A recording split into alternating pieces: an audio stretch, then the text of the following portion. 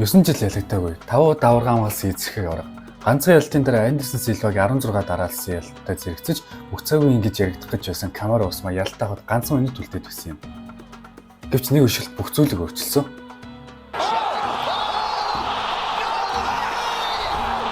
Иш очихсан өмнө Камара Усманы талаар илүү мэдцгээе. Ингээд бичлэг эхлэе. Нэгээр улсын авч яваад төрсэн Камара Усман 4 хүүхдтэйлэн 3-т нь олж мэдсэн бөгөөд түүний ээж нь багш аав нь цэргийн хүн байсан ч дараа нэмзүүчилсэн. Тухайд нэгээр улсын 40% нь ядууртай байсан тул Камарагийн хүүхнээс тийм ч амар байгаагүй. Тэр багада тосон Димитри амьд байхдаа цэвэр ус олоход хэдэн километр алхдаг байсан гэдэг. Удахгүй тэр гэр бүлийн хамт Америкт ч амьдрахаар болсон. Нөөс 8 настайдаа өөр улс руу очсон Камара Усманы хувьд амьдрах орчинд дээрсэж тухайн нэгэн тасгад амгүй байв. Шинэ хэл, шинэ соёл, шинэ ертөнцгээд бүх зүйл түнд шинэ санагдаж байлаа. 3 дахь ертөнцийн цагаач гэр бүл хэлний аялал гэх мэт зүйлсээс шалтгааж багадаг шоолууч зээлшүүлдэг хүүхэд байсан ч тэр шаналлахгүй дасан зогсдог байсан. Ахлах сургуулийн 2 дахь жилээс тэрээр чөлөөт бүхий хичээлэх болсон. Дасгалжуулагч нь түүний бүтэн нэр бол Камаруудын гэх нэрийг хэлэхэд зовдог байсан тул Март ээж дууддаг болсон гэдэг. Ахлах сургуулаа төгсөхдөө тэрийг 53 гэсэн амжилттай барилдаж мужидаа 3 дахь байр эзэлсэн юм. Коллежид тэрийг аав мужи Уильям Пенни их сургуульд 1 жил барилдаа дараа Небраска их сургууль руу шилжсэн.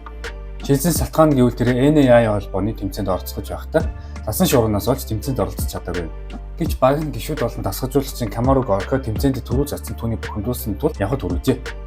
Небраскад өнгөрсөн 3 жилдээ тэр 30 дараалал ялж 2 дугаар дивизионы аварга болж 44 нэг рекордоор гайхалтай амжилт гаргасан ч геймплээс олж 2012 оны Олимпик багт багтаж чадаагүй. Гэвч нэг хаалга хаагдад нөгөө хаалга нээдэг гэдэг шиг тэр бэлтгэлийнхээ үеэр UFC хагас сүм жингийн аварга байсан. Рашад Дэвистэй анх уулзсан. Рашад Дэвис Камара Усманыг потенциалыг үнэлж Холливуудлын төвч үзэж санал болгосон. Рашад Дэвис шиг өндөр зэрэглэлийн тулаанч өөрийг тэгж магтаад тэр эргэлзэх зүйлгүй мэргэжлийн Холливуд талааны тамирчин болохоо шийдсэн. Ингэснээр 2012 оны 11 сарын 30-нд Дэвид Клоури эсрэг хамгийн анх MMA тулаанаа хийж 2 дугаар дутуу гаргасан юм.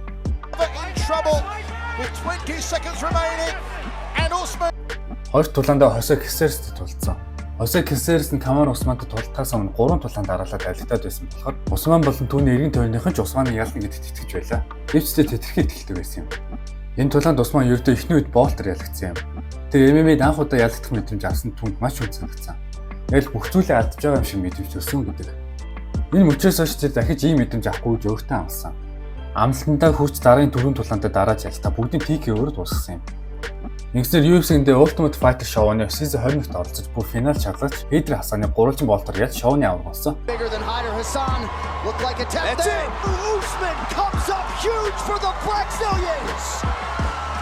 Шоуны ялгч болсон UFC түнтэй гэрээ байгуулж тэр хамгийн анхны тулааны өөрийнх нь ирээдүйн топ өрсөлдөж болох Лео Достэй хийсэн. 3 үеийн тулаанд тусмаа 6 тэхтав 126 цогцолт хийснээр UFC-ийн анхны ялалтанд нийцэн салаар авсан юм.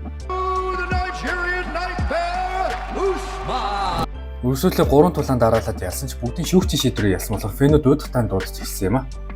Дараа төвтчдэг барьтай сүртэй тулаанчид байнга ирдэг дайралт оромжт мөн Усманд иржээ. Гэхдээ тэр шүүмжлэх хүлээ авч дарын тулаанаас Серж Морестэй ээж түүнийг шууд ихний үед унтууллаа.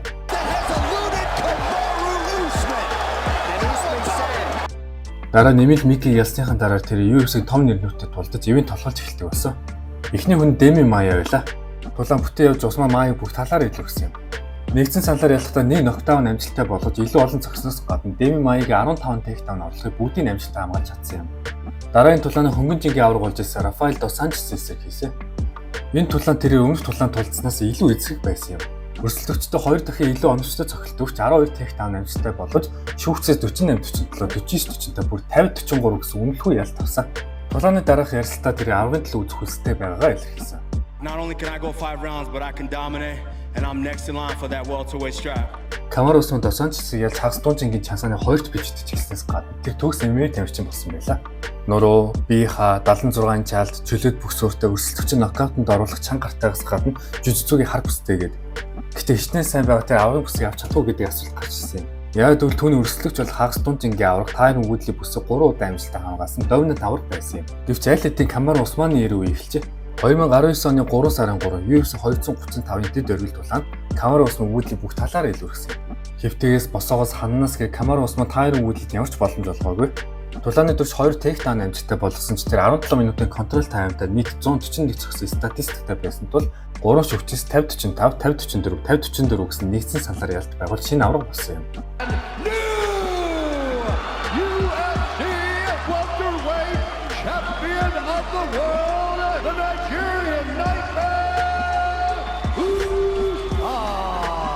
Усман мөн Африкт төрсэн анхны UFC авраг болсон түүнүүд маш гайхалтай амжилт олсон юм а. Африкт ус зөөдөг байсан хөлт дэлхийн хамгийн шилдэг 77 кг-ийн тулаанч болно гэдэг мэдж гайхалтай түүхлээ. Гэсэн ч түүх үргэлжлсээр байлаа. Тухайн жилийнхээ 12 сард Камар Усман эхний бүс хамгаалалтаа Колби Конгтны эсрэг хийсэн юм. Колби бол ихэнх Америкчууд болон ерөнхийлөгч Дональд Трампын хайртай бүх. Камар Усманд үзэсгэлэн үн тэрээр Дэми Майя Дос Анжелес Робби Лоллог гэх тамирчдыг ялаад байсан юм. Колби Конгт өөрийн тулаанд хүлээлт үүсгэхэд бол мэдээж бүх зүйлийг хийн. Хэрүүл энэ хэвлэлээр доромжлон гээд Колби өөрөөс гарч болох бүх ярианы шадараа ашиглан UFC 245 орилт тулаан хүлээлт өндөртэй эхэллээ. Камар Усман анх удаа тоотой байн тахлах мөн бүсийн хамгаалах тулаандаа бэлэн байсан юм. Тулаан ихээс Усман Колбигийн эрүүр маш хүчтэй цохиж эрүүг нь хуулсан. Гэтэ Колби бусд үедэд сайн тулдаж зарим үеүүдийг авч байлаа. Конг Усманд тулдажээс өрсөлдөгчдөөс хамгийн сайн өрсөлдөө үзүүлсэн байсан юм. 5 дугаар тулаанд дуусгаас яг 50 секундын өмнө Усман Конгт унгаж нэмж зогсноор тулааныг дуусгаж эхний бүс хамгаалалтаа амжилттай хийсэн юм. Гэвч тулааны эрс зогсоосон гэдэг шалтгаанаар Колби Конгтын шүүгч Марк Одерд гомдлсон.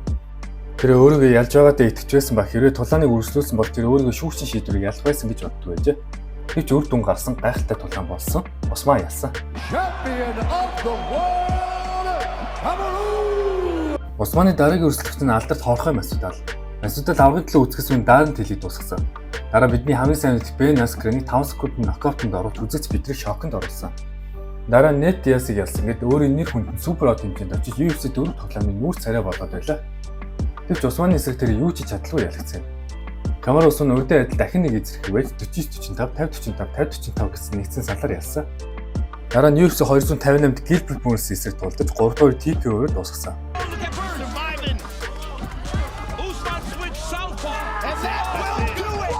Аврагын бүсээ 3 удаа амжилттай хамгаалсан Камар Усман ердөө 2 сарын дараа дахин Масвидалтай UFC 260-д тулцсан юм. Энэ удаа тулаан бүтэн явуулын 20 дугаар Камар Усман UFC-ийн түүхийд хамгийн шилдэг нокаутуудын нэгийг хийсэн юм.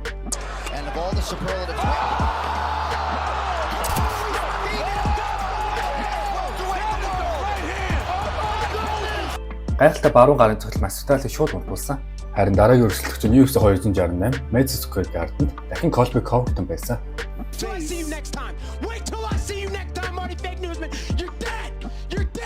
Конгтон өмнөх тулаандаа UFC авраг алсан Тайрон Вудлийг тусгасан.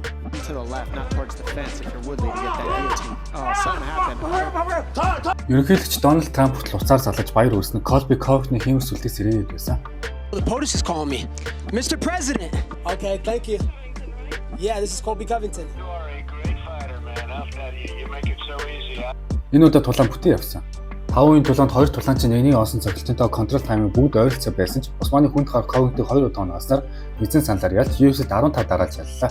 I am the pound for pound best alive right now. Энэ ялтар тэр өөрийгөө аврагуудын авраг гэдгийг баталж 5 удаа бүсийн хамгаалсан өөрийнхөө 90 үеийг тамалж чадсан юм. Африкт ус зөөдөг байсан хүүхд одоо бүх зүйлтэй боллоо. Таньчнууд бүх цэвэн ингэж яригдаж бүх спонсор түүнтэй хамтарч бүр Холливуудад Black Panther 2 кинонд хүртэл өөрийгөө харуулсан. Усман энэ дэлхийн ноён өрөлт бүржээ. Харин ноёрхол хэр удаан үргэлжлэх вэ? UFC 278-д Камар Усман шинэ өрсөлдөгчдөд тулахаар болжээ. Гэхдээ өмнө тулдаж байсан өрсөлдөгч Леон Эдвардс. Гэхдээ 2015 онд тулдаж Камар Усман ялж байсан ч тэрнээс хойш Леон Эдвардс нэгт ялагдаагүй. Өмнөх тулаандаа Нед Диасыг ялж өөрийгөө сайжирсан шүгдээ баталж харуулсан. Гэхдээ Камар Усман өмнө тулдаж явахдаа 6 тейкдаун амжилттай болгосон. Бас одоо тэр эзэрхийг аврагдвал ялны эдтэй итгэлтэй байлаа. Тэмцээс тэрийг тулааны бүрэн удирдсан юм. Мөн тулдаж байсан өрсөлдөгчд болох Дос Анжелес Вуди, Конгтон, Масвидал нарын илүүгдэгч Леон Эдвардсыг бас илүү хүч байсан. Леон Эдвардсын дасгалжуулагч нь хүртэл бити дээрлэхүүл гэж хэлээгүй. Яг л зурсан зураг шиг, хог тавилын юм шиг Усман 6 дахь бүс хамгаалтаа хийж 16 дараалж ялж Андерсон Силвагийн амжилттай зэрэгцэж ганцхан минут үлдээд байхад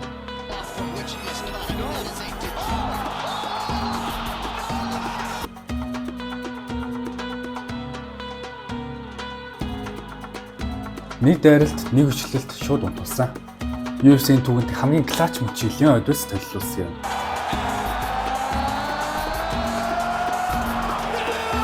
Камар Усманы UFC-д 15 дараалсан ялт, хажуу талын карьерт 19 дараалсан ялт нэг мөрөө зогслоо.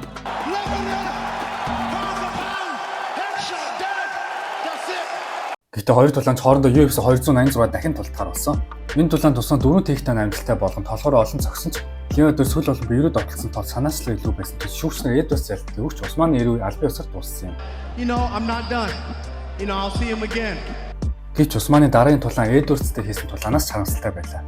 Энэ бол UFC 290 төвт болсон Хамза Чимаевтай хийсэн тулаан байсан юм. Энэ тулааны Усман 10 өдрийн богино тулаан авч тулцсан. Энэ тулаан Чимаев эхний үедээ зэрхэлж байсан ч Усман амжилттай хамгаалан тулааны бүтэн явж чадсан юм. Харамсалтай шүүгч тулааны 20-27, 20-27, 28-28 гэсэн оноогоор ялтыг Хамзад төгсөв.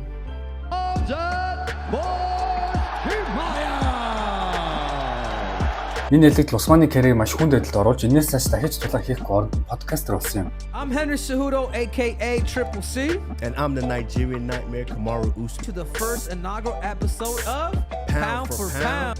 Нэгэн цагт аврагууд яврах дэлхийн өргөлд байсан тулаанч одоо нэгэнтээ 3 дарааж ялгцсан тамирчин болж хамтаа олонны дайралтанд хүртэж эхэллээ. Мөн нас 36 хүрч өвдний гэмтэл хүндэрч байсан гэдгээс харахад хүмүүс түүнийг дахиж ялд авахгүй гэж ярьж байна. Тулаан айгүй бараг 2 жил болсны эцэс зэрэг Хокин Баклитэй Атлантад тултахаар боллоо. Joaquin Buckley, Kamaru Usman. Хокин Бакли бол хагас туучингийн хөгжүүлийг цэвэрч яваа тамирчин ба өмнөх хоёр дулаандаа Wonderboy Thompson, Colby Covington нарыг дуусгаад байсан юм. Өөрөө ч Kamaru Usmanтай тулах хүсэлтэй байсан юм. But Usman, get your ass out here in the octagon, man. Everybody want to see that fight. Let's go. Экспертүүд энэ тулаанд ялах боломжийг мэдээж Бакли төгтөх гайхах зүйлгүй байлаа. Учир нь Усман тулаан аюуг бараг 2 жил болсон. 38 настай хөгшин тамирчин гээд бүх магадлал түүний эсрэг байв. Гэвч нэгээр хар даасан зүг дахин амиллаа. Тэр идүүдээ яаж илүүхдэг байсан тэр шиг Бакли илүүхэж 49-46, 49-46, 48-47 гэсэн нэгдсэн салаар ялж 2021 оноос хойш анхны ялтаа авлаа. The Nigerian Nightmare, Kamaru.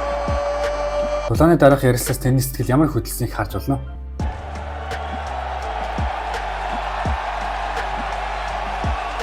Өөртөө нэгэн цагт хамт тулдаж явсан тамирчид болох Масудал Covington Edwards-аар харж явж байхад Усман 3 дараалсан ялгтаас маш гайхалтай нэрэлт хийж өөрийгөө болоогүй байгаа шүү гэдгийг баталж харуулж чадлаа. Хэрвээ тэр өшөглөлт байгааг бол магадгүй Усман бүх цагийн хамгийн агуу вэлтүрийг тулаанч болох байсан баг. Гэсэн ч тэр бидний хүндлэг хүлээх ёстой хамгийн шилдэг MMA тамирчдын нэг юм. Түүний амжилтаас дурдвал UFC-г аврагуулсан анхны Африк тулаанч. UFC-д 15 дараалж ялсан. Бүсээ 5 удаа амжилттай хамгаалсан гэд өөрийн нэрээ Холливуд лааны ертөнцид мөнхөлж чадсан тамирчдын нэг юм. Хэдий аврагын ойрхол дууссан ч нэгээр хар дарсан зүд үргэлж дурсагдах болно. Та нарын үед Kamaru Usmаны карьер хэрхэн дурсагдах вэ? Комент хэсэгт бичээрэй. Мөн түүний подкастын хамтрагч болох Henry Cejudo-гийн талаарх бичлэгийг үзхийг хүсэж байвал энд дарж үзээрэй.